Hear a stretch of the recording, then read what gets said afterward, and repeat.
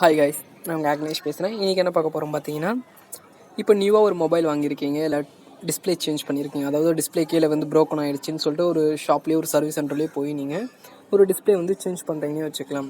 இல்லை ஒரு new mobile வாங்குறதுனே வச்சுக்கலாம். அந்த மாதிரி சமயத்தில் டச் ப்ராப்பராக ஒர்க் ஆகுதா இல்லையான்னு. ஏன்னா சம்டைம்ஸ் பார்த்தீங்கன்னா டச் வந்து லாங் கார்னர், இல்லை லெஃப்ட் கார்னர், இல்லை அப்பு, இல்லை பாட்டம், சம்டைம்ஸில் எதாவது ஒன்று ஒர்க் ஆகாது. அப்படின்னா கீபேட் நம்ம டைப் பண்ணுவோம், அந்த நேரத்தில் பார்த்தீங்கன்னா ஒர்க் ஆகாது.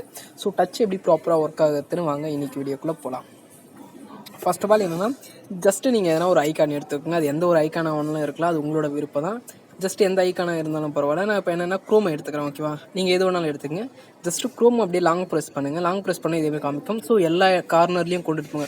உங்களுக்கு எந்தெந்த கார்னர்லாம் டெஸ்ட் பண்ணணும்னு தோணுதோ அந்த கார்னர் எல்லா இடத்துலையுமே அந்த ஐக்கானை கொண்டுட்டு போங்க. ஐக்கான் வந்து நீங்கள் எடுத்துகிட்டு போகும்போது உங்கள் கூடயே வந்துச்சுன்னா, அதாவது நீங்கள் ப்ரெஸ் பண்ணி மேலே பாட்டம் லெஃப்ட் ரைட்னு எடுக்கிறீங்க பார்த்தீங்களா, அது கூடவே எல்லா இடத்துலையும் வந்துச்சுன்னா ஓகே, டச் வந்து அந்த இடத்துலலாம் ப்ராப்பராக இருக்குது. எந்த இடத்துல நீங்கள் அதை இழுத்துட்டு போகும்போது தானாக போய் செட்டில் ஆகுதோ அதோட இடத்துல, அங்கே வந்து டச் ப்ராப்ளமாக இருக்குன்னு நீங்களா விட்டால் ப்ராப்ளம் இல்லை, அதுவாக ரிலீஸ் ஆகி போனதாக ப்ராப்ளம்.